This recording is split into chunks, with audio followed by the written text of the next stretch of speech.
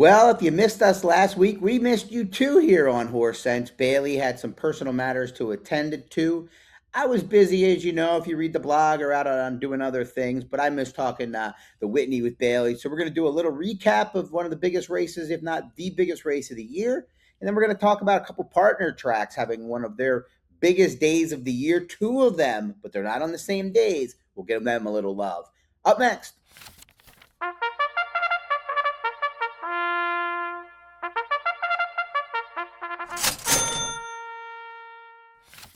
Welcome back to another episode of Horse Sense, and welcome back to the both of us after taking a little week off last week, like Scott mentioned. Of course, I'm Bailey Armour with the one and only boss hog, Scott Shapiro, talking a little bit about some things that have happened already and some things that are yet to come. Like Scott mentioned, we did not get to cover last week's Whitney. Unfortunately, like Scott said, I was dealing with some family stuff last week. My grandfather, Tony Bass, passed away last Monday. I'm from Georgia, originally grew up in North Georgia in a really small town in the foothills of the Appalachians. So went home to be with my family and for his celebration of life and everything. So unfortunate that the circumstances happened, but very glad that I got to, see everyone, people coming from kind of all over that you don't necessarily get to see, and have a great celebration of what quite possibly might be the biggest Georgia Bulldog fan that I've ever met in my entire life. So Yeah, go dogs. And, much love to him, but I'm sure he lived a good life.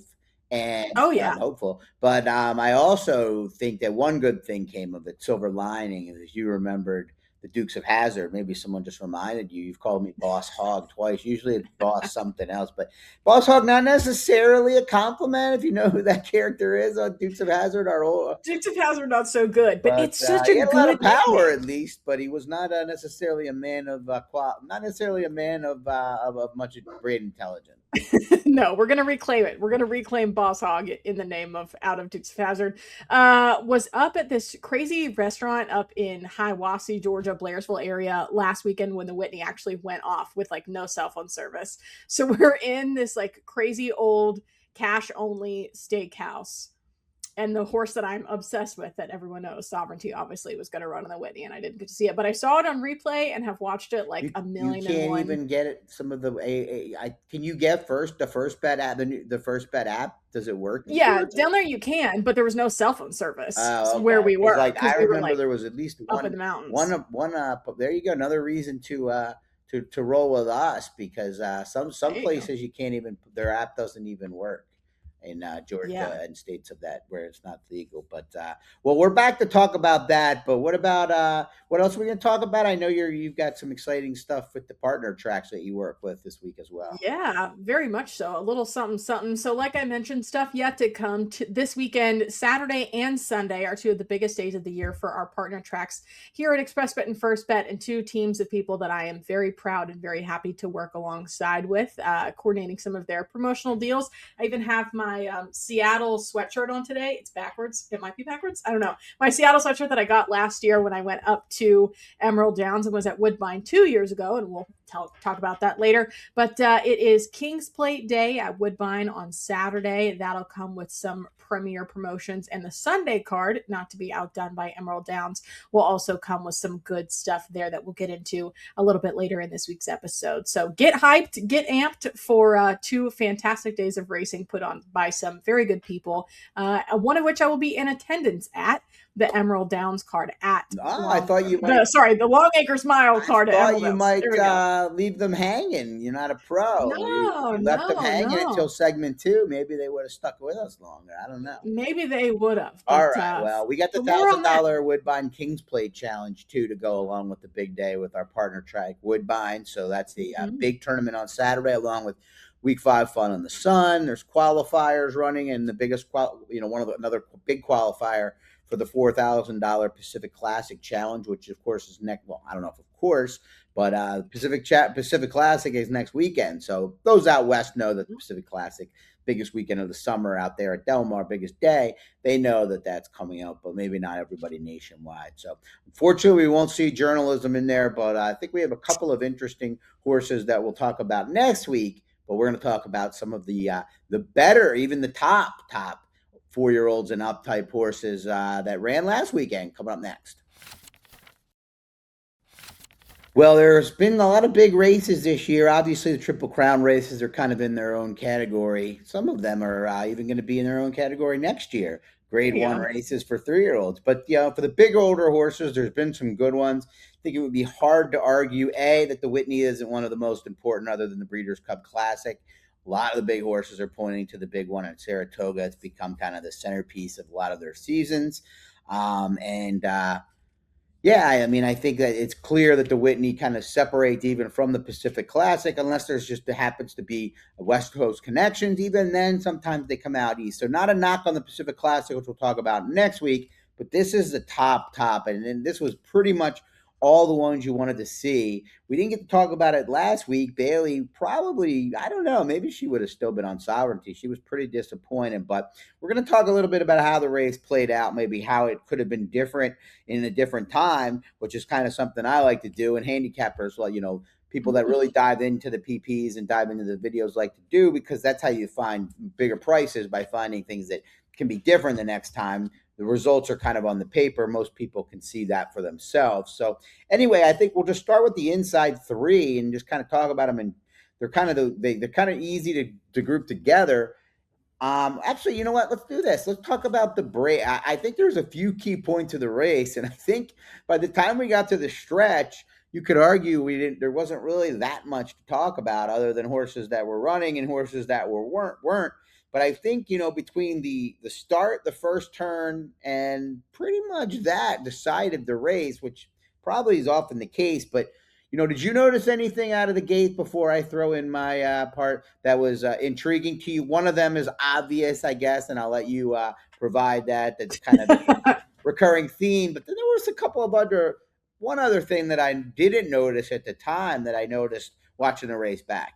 No, I'm intrigued. I think watching the race back, the sovereignty that we saw at the start of this race was not the sovereignty that I saw a couple of weeks ago in Kentucky. I mean, the horse that we saw, some of us in real time, some of us in not so real time, on Saturday out of Sovereignty's gate there, that was the sovereignty that I have wanted to see this year and just necessarily haven't seen Wait, him but be in that form. out of the gate you're talking about? How's he Yeah, out of the gate? Okay. yeah. I mean, out of the I'm gate like, into the we can't turn. get. You're already gone to sovereignty, huh? How could I not? I'm like a Well, moth to a because we're flame with talking this about this horse. break. Because I think his break was what you want to see, but uneventful. Yeah, But you were uneventful. locked in on him. I was watching the field more as a whole, I guess. Okay, well, what did you think of the field more as a whole then? Well, first off, Baeza did what he always does, and that's what I was saying was the obvious. I threw you a God love freaking him. softball, and you didn't hit it. You No, told me I'm you're totally unathletic, but geez. way more unathletic than you think, You're talking about apparently. sovereignty's break, which I mean, I don't think that you're wrong. I mean, breaking for all horses is very important, and Baeza never does it. No. So I think that he did what we suspected, and people betting that that's going to change now would be even more absurd. I get it when it's twice. You can kind of somehow, he's coming off the layout. You can kind of do it, but it's not. It's not he acts up in there. He doesn't like it in there. You can watch it before the race. So that was the obvious one. But I didn't realize Nitrogen stumbled a little bit out of there, and Yeah, she she did. and to consider how well she ended up running, that just added it more to it. I mean, a magnitude kind of had a little bit of a hiccup break. So that was what I saw out of the gate. Antiquarian and Antiquarian, who had broke poorly in the Suburban, broke fantastic. So Mhm. those things, sovereignty as well. But I thought that it was interesting. White Barrio broke fine as well. So Yeah. so they're going into the first turn. A couple things stuck out to me there, but nothing that probably only one thing that I think really probably mattered in the outcome of the race. Any Yeah. thoughts? I think I definitely expected Barrio to be up there. Puzzling end result from him, and of course now he's been retired. I will say I was probably a Nitrogen somewhat doubter against this crop going into this race. Like I probably would have put Magnitude much higher in my internal rankings, I guess, than Nitrogen did. But she really showed everyone what for. I mean, talk about a gritty horse to get up there to fight against those colts and older horses and just like kind of not really be that deterred throughout the entirety of the race, especially as they started to get going. I mean, she got going very much so. So I was thoroughly impressed with that performance from her.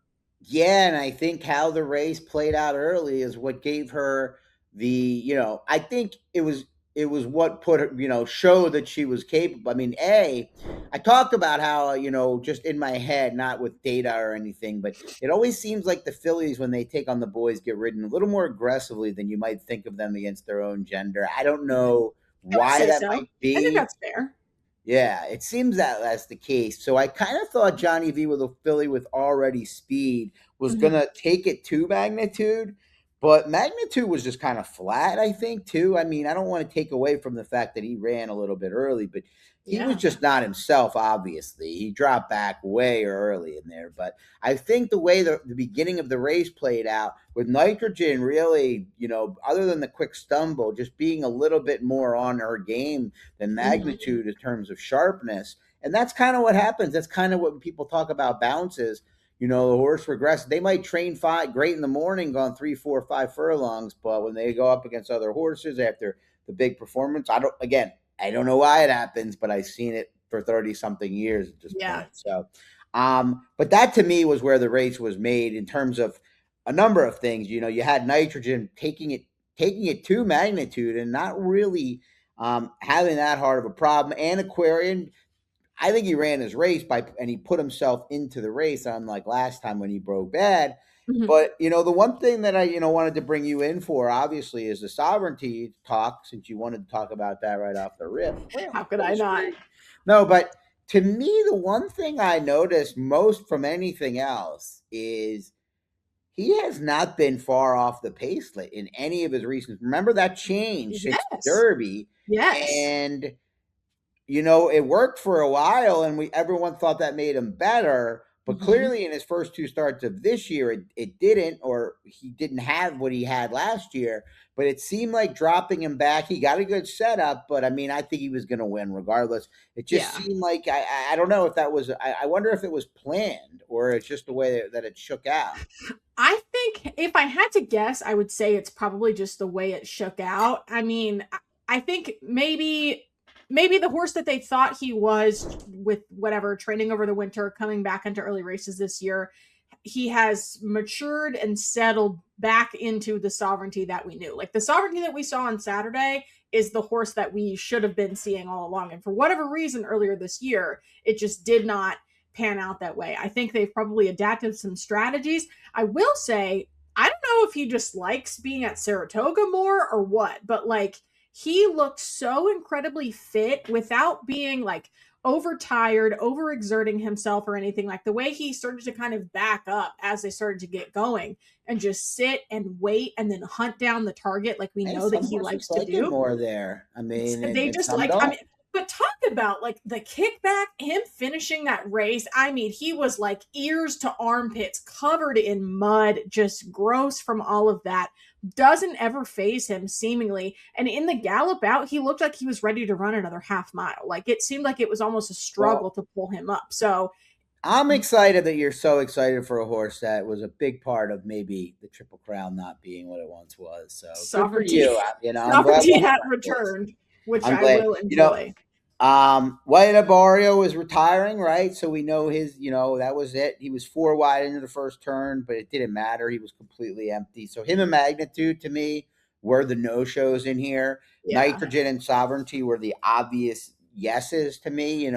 I Yep. wonder how close it would have been if Nitrogen got loose on the lead and didn't have to work, or just if it was a little better of a setup for her. I mean, she lost nothing in defeat regardless, but Mhm. I wonder. And Antiquarian ran his race. He's just not quite at the level of those top couple when they're at their best. But he's a tough horse. I wonder. I assume he'll be back for the Jockey Club Gold Cup, which I think is opening day of the new Belmont. I think you're right. Um, That's going to be a really good race. and Forever maybe Young. hopefully they bring Baeza back so we can fade him in there because God, I'm over him.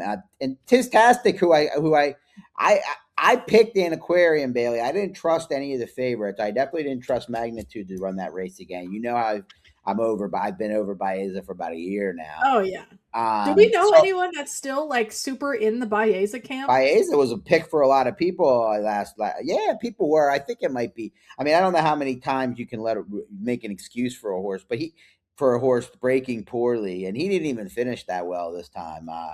Tistastic, who I pegged for an underneath potential, but long shot, ran his race, just not good enough. So, any final thoughts here other than um, it seems like obvious. I don't know how this will shake out with the horse of the year. I mean, God, now Wyatt Abario, who won the big race to start the year, the Oaklawn Hand, not to start the year. Who won the Pegasus again? It's so long ago for my brain. so long ago. No kidding. You were there though, right? I was The there. it was Skippy. Yeah. Okay, it was Skippy. Skippy over White Abario. The both Skippy of those never are gets any love. yeah, but both of those horses are up against it to be horse of the year. Yeah. I think Sovereignty moves himself right back in Magnitude. I guess See, Magnitude and before today, Sovereignty. I would have thought it would have been Magnitude. Well, it Yeah. was. Yeah, But I don't think now, any 3-year-old, no 3-year-old is in the mix at all. no. Now I think Sovereignty's firmly put I himself guess back if in my Golden camp. Tempo wins the Breeders' Cup Classic, he's going to get Horse of the Year, whether we think he should or not. Yeah, I don't even want probably. to say he's guaranteed to. It's not even a question. If he wins the Travers, he might get it with the way the bias is. Bias Yeah. is depending unless Sovereignty wins the Breeders' Cup Classic easy or something, and I can only hope.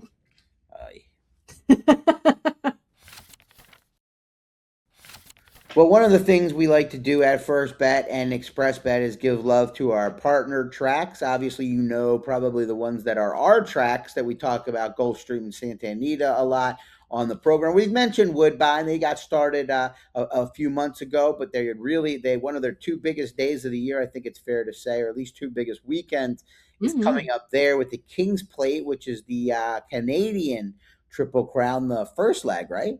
First leg of the Canadian Triple Crown, always a big field. I think we'll get that again. Unfortunately, they draw later. We record this on Wednesday at about noon. They don't draw till later, so we'll Jeremy Plonk will cover the handicapping portion on the blog, and then Emerald Downs Sunday, another case where we don't have the PPs out. They haven't drawn yet, but the Longacres Mile, their biggest day of the year. Bailey will be out there. So we just wanted to give a little love and preview what we have going on at First Bet and what they have at Xpressbet, and preview what they have going on at their track. So Bailey, first with Woodbine. I know that you wanted to go up, but you've had to choose between the two. Maybe you'll go up for Woodbine Mile up there, and with Emerald being the one day, you're going back out west. But big day though at Woodbine, right? Yeah, huge day at Woodbine on Saturday. I will be on a 5-hour nonstop flight from Cincinnati to Seattle on Saturday morning as they get things underway there. God, bright and early on Saturday. The me that booked that flight and the me that has to get on that airplane in the very early hours of the morning are two vastly different people. Not the same. I love people the early flight. Yeah, I like it, but it's in Cincinnati. We gotta go. It's like a whole thing. But anyway, you didn't. Well, we're in Canada. Let's talk Canada. I know you didn't click on this to hear me talk about airplane travel, but yeah, Woodbine has their neck and neck biggest days of the year. The King's Plate, formerly the Queen's Plate, as it was for many, many years when Queen Elizabeth was still reigning over there. They've got a pretty solid field headed into the Woodbine, or the King's Plate. See, not the Woodbine Mile this year. That one is in September. Headlined by that filly that won the Woodbine Oaks, which we had a $10 money back special on the Woodbine Oaks when Luster won, and she'll be back again with John Velasquez teamed up in the King's Plate this Saturday, which we also have another $10 money back special on, in addition to a $3,000 exactathon. Exact number of exactas, say that 5 times fast, to be determined after the card draws, but you can check out the full details for that later this week, probably by the time that you're actually watching this video. Phenomenal track, one of the most beautiful turf courses that I have ever seen. I went up for the Woodbine Mile in September just a couple of years ago, and that seems to be the picture of me that's floating around everywhere from when I was up there with Canadian flag in my background, and everyone clowns me for it. But yeah, that is just truly a beautiful, beautiful racetrack. Phenomenal card supposed to be this weekend. My favorite Woodbine thing is not related to horses at all. In Toronto, they have black squirrels. I don't know if you've ever seen a black squirrel before. I know, I've heard about it. They're weirdly up in the north. We don't have them in Kentucky, and we definitely didn't have them in Georgia. So the first time I saw one in Canada a couple of years ago, I freaked out, and now I'm really obsessed with them. So big fan of the squirrels, big fan of the racing. Lots to love there this Saturday. All right, and then it's good that we don't, it's kind of a lighter in terms of the big tracks and their big days. Kind of Mhm. a time off. Saratoga and Del Mar off. The Haskell days behind us. The Million days behind us. So good times for Woodbine to have their cards. I mean, Big obviously time. Saratoga and Del Mar will be worth attacking as horse players, but these cards are as well. And then Sunday, I'm going to dive into it Sunday morning or Saturday at some point when all the information is out and we get past some of this other stuff I cover regularly. But I'm going to have an article or a blog, whatever we call them these days, up on the Emerald Downs offerings that you're talking about. I'll provide some handicapping when we have that data, but why don't you provide us with some love? Yeah, absolutely. Always happy to show love to the folks out of Emerald Downs, just outside of Seattle in Auburn, Washington. Again, one of the most beautiful tracks out there that I've been to, especially on a sunny day when you can see Mount Rainier out there. The people up there, I was told last year when I arrived, the weather was terrible. We did not get to see the mountain from the racetrack at any day. And that was probably my West Coast bucket list track to attend for a long time. So now that I've checked that off, I'm very jazzed about that. They say the mountain is out if it is out there. If you can actually see it from the racetrack, like the way the track is oriented, you can see it. So had to go a different day at the end of my trip for that, but got to see and meet some really, really fine people up there. We had an on-site activation at Emerald last year on Longacres Mile, and of course we are the presenting sponsor of those stakes races here at Firstbet and Xpressbet. Like I mentioned, I will be on site again this year, which I'm very, very excited for. We will have a big table with a gold like raffle ticket thing for some signups, and we're going to raffle off a custom branded, one of a kind, one of one first bet cooler, not the big, well, not the kind that goes on the horse and not the kind that you roll behind either, but a really nice one with the crossbody strap that you can take out camping, fishing, to the racetrack, take it with you to Saratoga, whatever you want to do. So we'll have that on site and you can sign up. Of course, we have our Horse Sense code. We have a new sign up offer for Emerald Downs there. If you find yourself connected to that in any way, it's EMD 550. That'll get you a That's different it.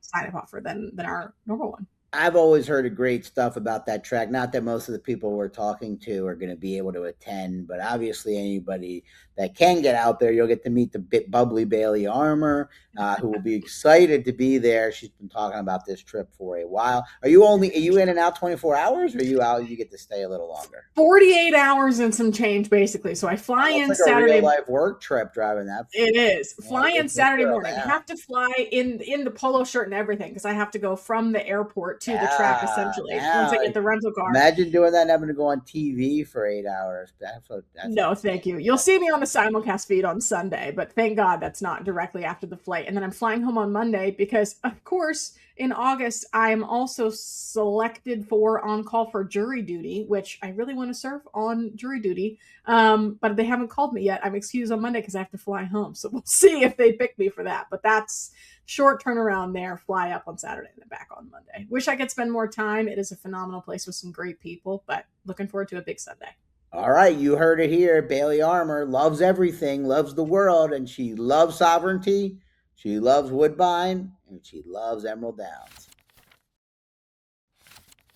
As always, thank you so much for watching another episode of Horse Sense. This week, covering a recap of the Whitney Stakes since we missed our episode last week, and a look ahead to two of our premier racing days on the calendar partner wise this Saturday out at Woodbine for the King's Plate card, and this Sunday for the Longacres Mile Day at Emerald Downs, presented by your friends here at First Bet.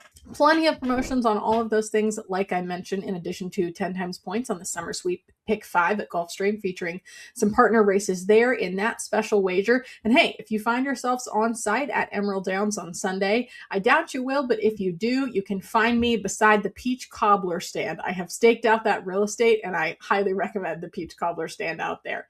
So good luck this weekend if you're playing any of these premier race days. Let us know if you've got any picks on these cards, and we'll see you next time on Horse Sense.